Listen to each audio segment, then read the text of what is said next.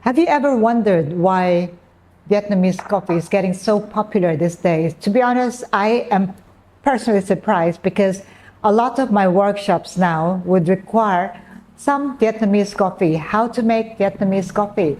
And I'd say the reason for that is the taste of the coffee is really, really special. I'd say because of the condensed milk that I put here, it's a little bit sweet, and the taste of that Robusta and Arabica blend gives it that nutty and chocolatey taste, very strong, intense flavor of the coffee, complemented by the sweetness of the condensed milk.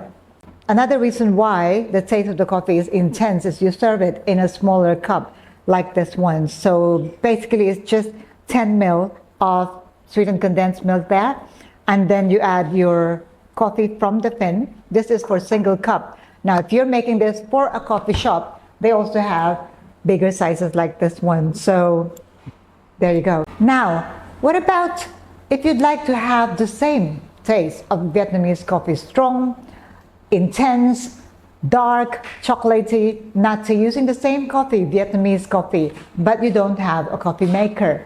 Can you use a Moka Pot? Let's find out.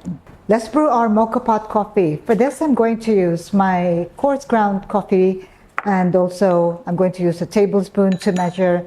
This is my pot, this is the boiler, and this is the filter basket. So I'm also going to use a dosing funnel here, which is perfect for my 3-cup Moka Pot. And I'm going to use a paper filter, make sure I get that beautiful crema on top, although of course I'm using a briquette here. And measure my water using the pot, so just below the spout. I'm not measuring using the boiler, but using the pot. So pour just about the level of the spout there, and I would think it's about 60 to 75 ml of water. Pour it into my pot. So this is quite concentrated. And then I prefer to wet my filter paper, place it underneath. Now to fill our basket with ground coffee, I am going to use a dosing funnel here with a leveler.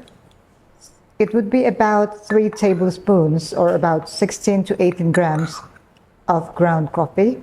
So turn it around to level your ground coffee in the basket, and any leftover you can put it back into your paper bag or whatever you're using for your coffee. And if you have a little bit extra there, just make sure you put it in the middle. And now we are going to lock our pot on.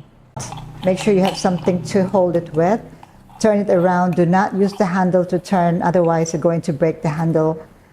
And we are ready to boil or brew our Moka Pot coffee. Place into your hot plate, and we are going to wait until your coffee is fully brewed. Into my serving cup, I'm also going to add 10 ml of my sweetened condensed milk.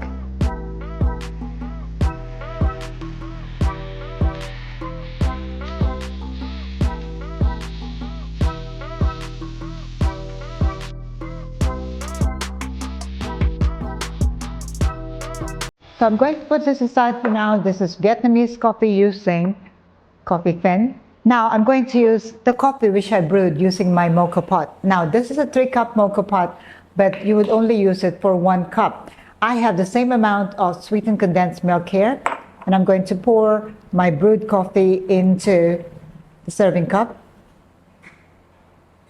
It's about the same amount, so I got a yield of about 60 to 75 ml of Vietnamese coffee there, and here it's about 60 to 75 as well. It's looking very strong. Let me just get my straw. I'm just going to combine them together. I think the color is a little bit stronger than my Vietnamese coffee.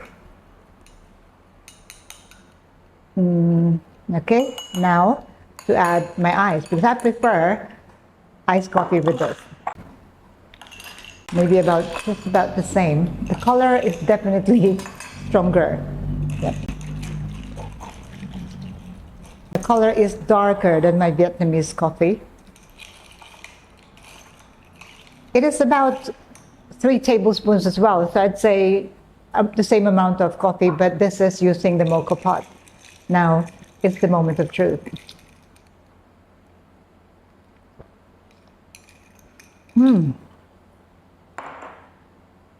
Well, you'd be interested to know that the difference is quite distinct. I could tell that this coffee is very intense and it's not that easy to drink. I think that it's probably better with a lot more ice if I'm going to make this into a latte, whereas this Vietnamese coffee, I would say, is very smooth, and I could really taste each of the taste notes, whatever the taste notes of these coffee beans are. This is perfect, strong, bold. This one is also strong, bold, but a lot more intense than the Vietnamese coffee. So if you are going to make Vietnamese style coffee, which is really the coffee and condensed milk, I'd say it is better to brew it using the coffee maker from Vietnam, which is the Phin. But if you're going to make espresso type coffee, it's better to use espresso recipes rather than Vietnamese style coffee. Any questions, do let me know in the comment below. If you haven't yet subscribed to this channel, make sure you click that subscribe button. We post a lot of tips and tricks and recipes on this channel for coffee, for tea, and for matcha. So do subscribe. Don't forget to check out my books, All Things Milk Tea and the Basic Barista, details on how to order in the description box below. I'll see you again next time. Thank you for watching. Ciao for now.